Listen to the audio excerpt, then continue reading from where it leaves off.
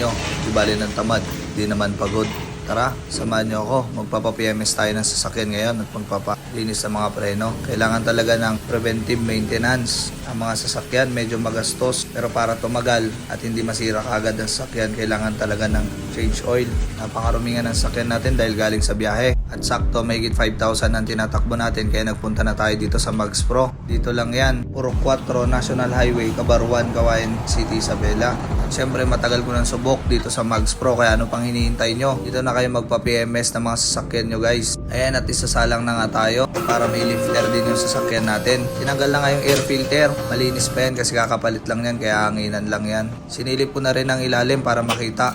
Medyo okay naman at wala namang galos o kahit anumang tagas. Sobrang itim na nga ng langis ko kasi sumobra na ako ng 500. Na dapat 5,000 lang, naging 5,500. Bigla ang plano kasi yung biyahe namin kaya hindi ko na na-change oil at hindi naman sumobra ng gusto. Sumilip-silip din ako sa mga parting likod at kung ano man sa ilalim. Ito nga pala yung oil filter ko. Napakarumi na. Dapat kada mag-change oil kayo, magpapalit din kayo niyan. Tingnan nyo naman ang pinagkaiba ng bago sa luma. Siyempre binalik na rin yung air filter natin at siyempre tamang silip-silip lang tayo dito. Habang nakataas yung sasakyan, mas magandang makita. Kasi pag nakababa na yan, hindi na natin napapansin. Ito nga pala yung langis na gamit ko. 10,000 kilometers na. Dati every 5,000 lang ako. Pinakarga ko na nga yan, guys. Para kondisyon na naman at baka may biyahe na naman tayo ng malayo. Sinig na lang din nila yung gauge para mas sigurado. Para sumakto sa level. Tinanggal ko na nga tong record na to. 57,510 na. At papalitan na rin yan. Para kahit makalimutan nyo, alam nyo pa rin yung tinakbo. Kung ilang kilometers na yung nagagamit ng bago nyong langis. Sinalinis ko na nga rin yung 4 na preno niya.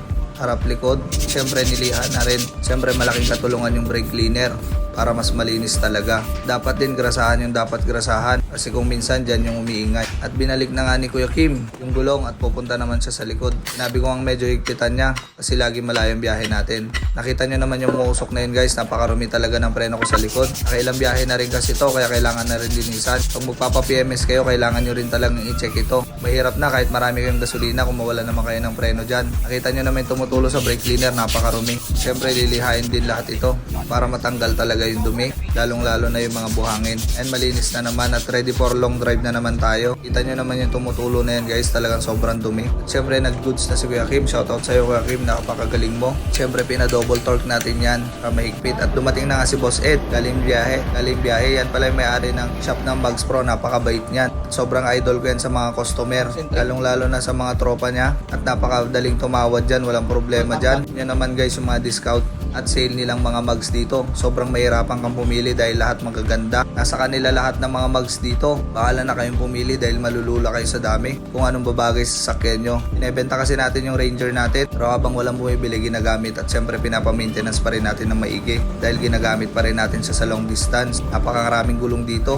Lahat ng klase nandito ng gulong, kahit na mga mag, kahit kotse, SUV o pick-up man yan, nandito lang yan. Punta lang kayo dito sa Mags Pro. Napakaganda nga na itong VLF. Type na type ko yung bronze ng kulay. Kahit itong Black Rhino, dating 50,000, naging 45,000 na lang. Napakalupit talaga ni Boss Ed magpresyo. Kaya hindi nawawalan ng customer, talagang pasok na pasok sa budget pag dito kayo bumili sa kanya. 65,000, naging 58,000 na lang. Ganon siya magbaba ng presyo para lahat ng customer niya laging masaya. At syempre lahat ng mga gulong, mapa 4x4 man yan o truck, meron sila dito. Napakaluwang nga dito sa pwesto nila. Bihira na kasi nagpupunta dito kasi wala na akong sineset up. At nabenta na natin yung luma nating pickup na malaki. At nakaset up na gulong, dito rin galing yun noon. Hindi pa kasi tayo nagbablog noon. Siyempre andito tayo sa loob para ipakita sa inyo lahat ng mga ginagawa nila. Transmission, lahat ng 4x4, lahat ng service, kotse, kahit anong sasakyan yan, kayang-kaya nila yan. Napakaraming lifter nga dito at napakarami nilang trabaho. One stop shop nga kumbaga itong Mags Pro. Andito ang paint, ceramic, lahat na, guys. Fabricate ng 4x4, mga rigs nyo dyan, andito, kayang-kaya nila gawin. And andito rin yung mga ceramic nila. Kahit anong ipa-customize at ipa-modified nyo sa kanila, kayang-kaya nila. Lahat ng hanap nyo,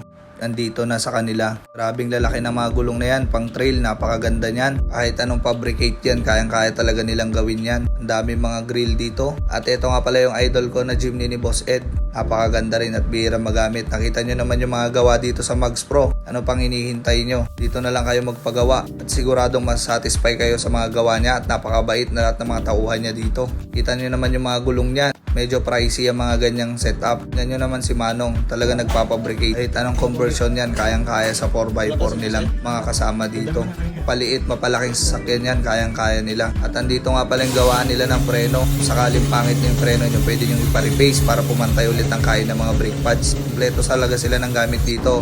Lahat din ng battery ng mga sakyan nandito na. Lahat din ng gusto nyong klase nandito na sa kanila. Nakikita nyo naman yan sa sobrang dami at napakamura nilang binibigay yan. Ginusto ko dito, makakausap mo talaga yung amo. Walang problema, lalong-lalo na sa presyo. Umabot nga pala ng 4,980 kasi 10,000 kilometers na yung langis ko. Para medyo matagal na ako magpa-change oil. Nabilang ko na nga rin mabuti para hindi tayo magkulang. Ito ang isa sa pinakamaganda dito sa Kawayan. Pagawaan ng sasakyan. Mags Pro lang yan. Ano pang hinihintay nyo guys? Dito na kayo magpagawa. Maraming salamat sa lahat ng manonood.